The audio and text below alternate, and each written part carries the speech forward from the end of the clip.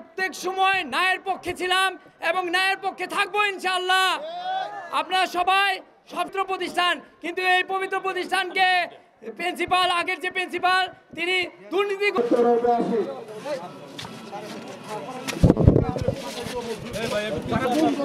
রুখে দাঁড়িয়েছি। আপনারা জানেন আমরা এই যে কামিল মাদ্রাসার প্রিন্সিপাল ছিল, উনি দুর্নীতি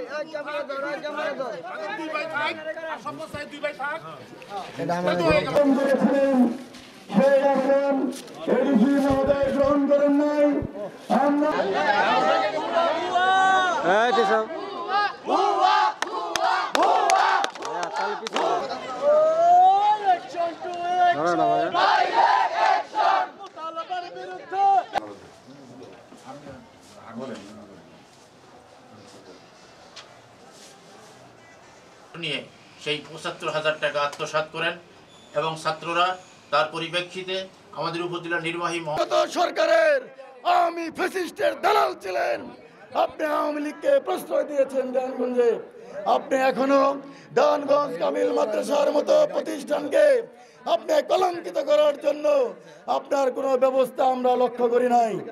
প্রিয় তৌহিদি জনতা, আপনারা জানেন 15 জন শিক্ষার্থী তাদেরকে প্রণোদনের কথা বলে 5,000 করে টাকা, 75,000 টাকা তারা পায় নাই।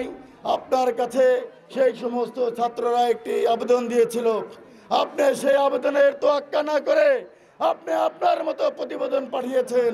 ছাত্ররা এখন পর্যন্ত কিছুই জানে না। আমরা চাই আমরা এই চত্বরে অবস্থান করার মধ্য দিয়ে আপনি আমাদেরকে সেই প্রতিবেদন রিপোর্ট আমাদের কাছে হাতে দিবেন, না হলে এই তৌহিদি জনতা, ছাত্র সমাজ, শিক্ষক সমাজ আপনার চত্বর থেকে যাবে না। ছাত্র মুতালিব খান তার পেট ভরিয়েছে, মাদ্রাসাকে ধ্বংস করেছে। তার বিরুদ্ধে ছাত্রদেরকে সার্টিফিকেট দিয়ে টাকা নেওয়ার অভিযোগ রয়েছে। তার বিরুদ্ধে নারী কেলেঙ্কারির মতো অভিযোগ রয়েছে। তার বিরুদ্ধে বিভিন্ন পর্যায়ের ফিস সহ সমস্ত প্রকার টাকা আত্মসাতের অভিযোগ রয়েছে।